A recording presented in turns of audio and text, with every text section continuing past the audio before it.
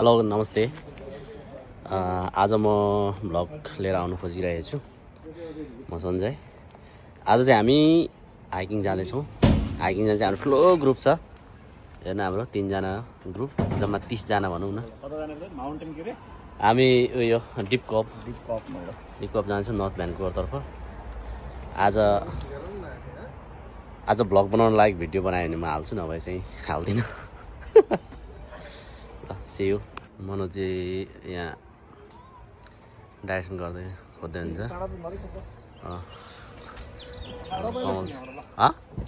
तपाईको नि तपाईले चलाउनु हुन्छ हैन? तपाईको गाडी नि छ हैन? यही गाडीमा जाने आज। मेरो गाडी नलाने हैन के? तपाईको नि यता देखिनु भने यो हाम्रो हैन, हाम्रो उहाँ हो अगाडि पार्क। यो पार्क यो घरको हाम्रो हैन नि, त्यो घर। बस्न एकजना अगाडि बस्न एकजना पछाडि बस्न।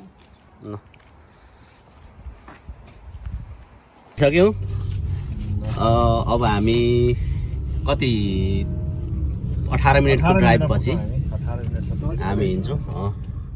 कमलजी कतिको एक्साइटेड हो? तपाईँ कता हो? मेरो भ्लगमा आइदिनुहोस् त। म एकदम एक्साइटेड हो। एक्साइटेड हो नि हैन? धेरै पछि हिँड्न खोजेको। पहाडमा हो, जतिखेर हिँडेको हुन्छ भक्कै लाग्यो। म त घाँसको भारी दाउराको भारी बोकेर हिँडेको मान्छे नि हो कि। यहाँ आइसकेपछि चाहिँ म चाहिँ तराईको मान्छे होइन, फिजिकल चाहिँ घटिन्थ्यो है अलिअलि। तपाईँ त अब क्यानाडामा हावा भइसक्यो त यार। नुवाकोटको माटोमा जन्मिएर मधेसमा हुर्किनु छ नि त। अझै नुवाकोटको दम त अलिअलि दम छ नि त होइन। अनि आज चाहिँ हामी विशेष गरेर छुट्टी, कमलजी र मनोजीको। मेरो चाहिँ 1-2 विक्स ले अफ थियो। त्यो चाहिँ ले अफको 1 विक सकिसक्यो। अब यो 1 विक बाँकी छ। त्यसको एउटा दिन चाहिँ म हाइकिङ जाँदैछु साथीहरूसँग। आज चाहिँ गोर्खा ट्रेल ब्लेजरको मैले लगाएको छु है गाइज। यसै पनि अब ट्रेल रुट हामी पक्रिँदैछौँ डिप कोभमा अवस्थित। यो नर्थ भ्यान्कुभरमा छ। ल अब उता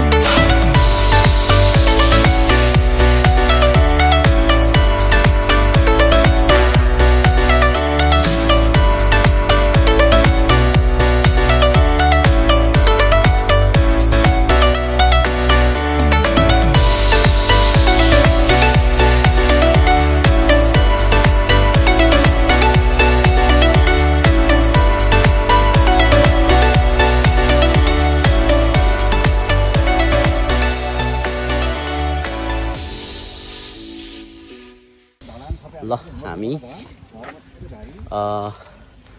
गाडी पार्क गरेर उकालो लाग्दैछौँ।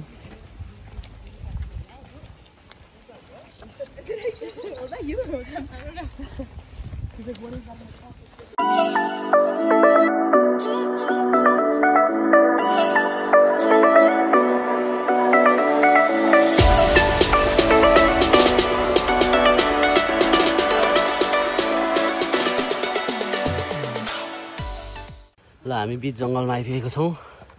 खै मनोजी कता जानुभयो? ल कमलजी हाइकिङ कस्तो हुँदैछ? हामी आधी उधी हिँडिसक्यौँ। मनोजी आधी बढी भनेर आधीभन्दा अलिक बढी भयो होला, त्यही पनि आधी भनिदिउँ न त। रमाइलो छ। घाम नलागेर पनि के अरे यतिको ठिक भयो। होइन घामै लाग्यो नि, यहाँ जङ्गलभित्र शीतलै हुन्थ्यो।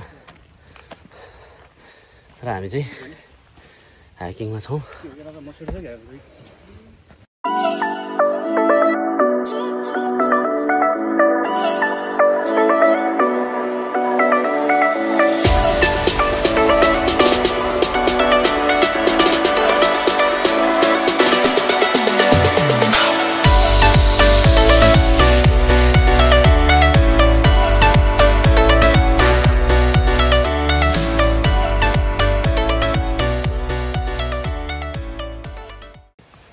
अहिले चाहिँ हामी यो चाहिँ अलिकति इको फ्रेन्डली बनाएको रहेछ बाटो। यहाँनिर कुनै पनि कङ्क्रिटको बाटो छैन। अनि कुनै पनि मेटल कुराहरूले जोडजाड गरेर बनाएको छ नि सबै यो काठ यहीँको काठलाई उपयोग गरेर बनाइएको बाटो रहेछ र यस्तोमा हिँड्नु पनि मजा आउने अहिले चाहिँ पुरा लडिन्छ होला अलिअलि पसिना आयो यार मनु चाहिँ तपाईँको